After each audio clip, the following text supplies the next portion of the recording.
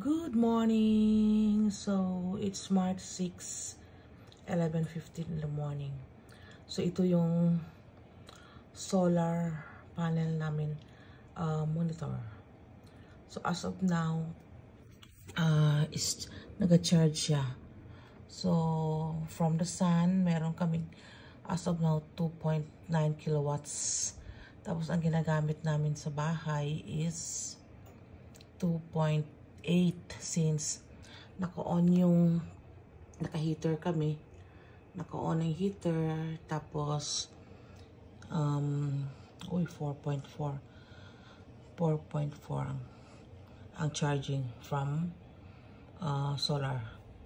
Ang 1.6 is papuntang savings namin, then 2.6 ang kinukonsume niya ngayon. So, since nagluluto tayo, yan, so ang ginagamit dito is solar na. Solar na yung nag-generate ng power dyan. So, since, ito na eh. Uy, napalong man. Kuhaan lang tubig. Ang tanki is hindi na siya full. So, since mayroong araw, so, electric kasi yung gamit namin sa pag-boil ng water. So, mag-boil tayo ng water. Yan. Then, push that one, then this one. So, yan siya. So, mag-boil na siya. Pag yan. So, yan siya. So, it means to say, so, while merong araw, so, ginagrab ko na mag-boil ng water para makasave ng kuryente. Kuryente kasi gamit namin mag-boil ng water, hindi gas. Ayan. So, while ito yung kung ano nag-boil siya, tapos yan siya. Ano. So, as of now, nag-boil siya. So, yun.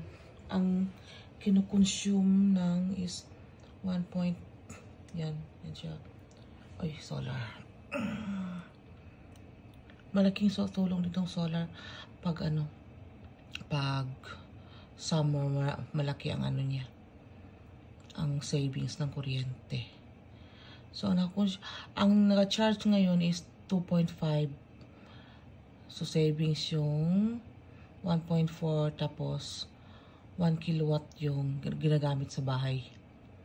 So, siguro, at least, hindi siya masyadong malaki. So, pag during daytime, kaya usually nagluluto ako, tapos nagbo-boil ng hot water, daytime talaga, para makasave ng kuryente. Pag kuryente kasi is siyempre masyadong mahal. Mahal rin ang solar, kaso lang medyo makasave ka rin. So this is our life. Bye. Thanks for watching.